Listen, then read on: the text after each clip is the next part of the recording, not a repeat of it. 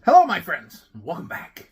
It is Wednesday, February 7th, 2024. I'm the Drunk Pokeroo. 'Tis very, very special beer time. One of my favorite breweries and my go-to beer, Brook Brewing Headstock. For years now, I have been drinking this beer. I love this beer.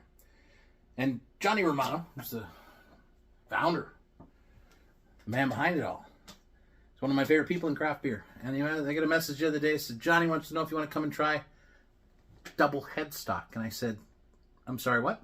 Double headstock? Excuse me? A baking powder? John tells stories. I'd love to listen to John talk.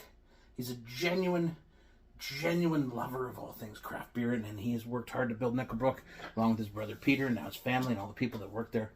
This beer, him and I talked about this beer like 5 years ago. Double headstock.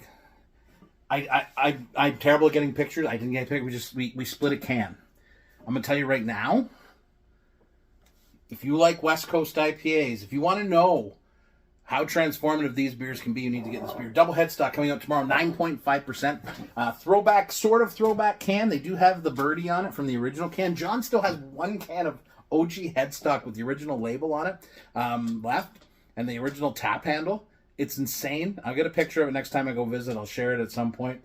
But I can tell you right now, I spent 45 minutes just getting to hang out with John, talking while we split a can of this beer.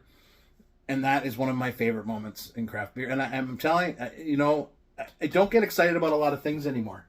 And when I knew this was coming out, I was like, all right. And then I found out they used nugget hops. Originally, they used nugget hops along with other hops too, but they originally used nugget hops in headstock. This is 9.5%. This is a dream come true for John and for me, and at a lesser level, because this beer reminds me of 2015 when I first had headstock. This reminds me of the first time I liked headstock, the first time I got an IPA. This is my OG Brook glass. This is from 2015, I believe. I was going to use the IPA glass, and I'm like, no. This is how I experienced headstock. This comes out tomorrow. Double headstock. This is insane. It is so good. And that was from half a glass. Now, the company doesn't hurt either. Getting to hang out with John was just him, Sammy, from Sawdust. I've gotten to meet people I consider my heroes in beer, and they're just decent people. So let's get into it. Cheers, my friends, to John for the dream coming true. Double headstock, baby. Let's go. Is this heaven, man? Cheers.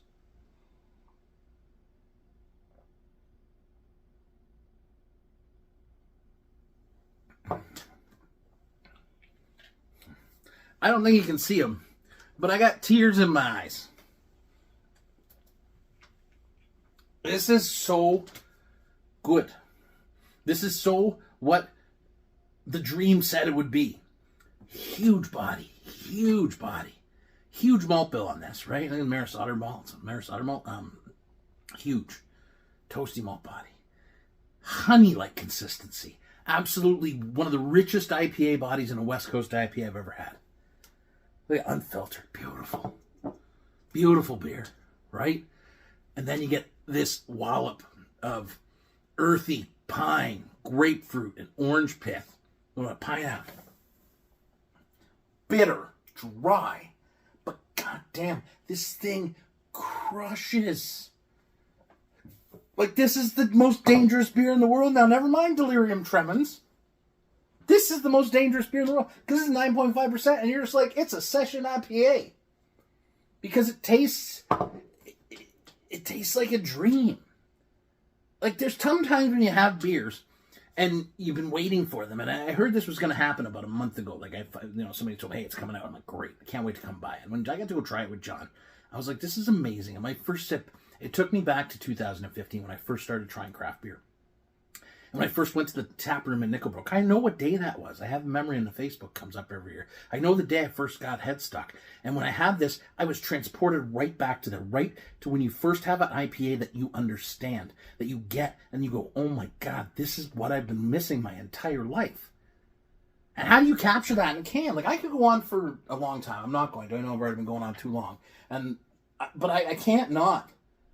Like, there's times when I look around at what happens in craft beer, and I'm like, do I want to keep doing any of these things, right? And then I have this conversation with John, and I have this beer, and I think everything that I've done for the last 8-9 years is wrapping up into this, and it's propelling me forward. This could be the honestly right now. I don't know how any beer is going to top the feeling this beer gives me this year. The feeling I have. This beer is Headstock Plus. It's double Headstock. It is ambrosia. It is sweet honey, bitter. It's so good. It comes out tomorrow.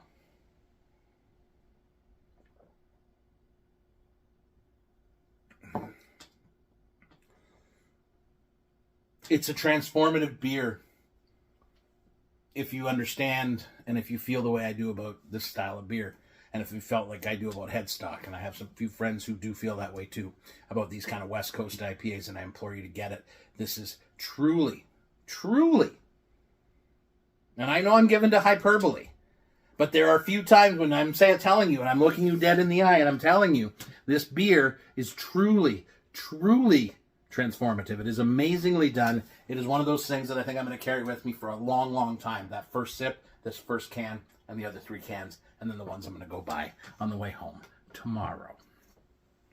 Poke loves you, Johnny. Poke loves all my Nickelbrook pals. Most of all, this beer just made the day special. I'll always remember this day. I'll always remember this beer because I'm going to buy a lot more of it. Cheers. Make dreams come true. It can happen to you. Cheers.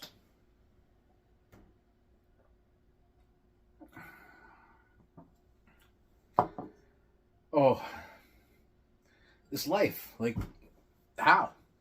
The smile is real. The happiness is there. I love it.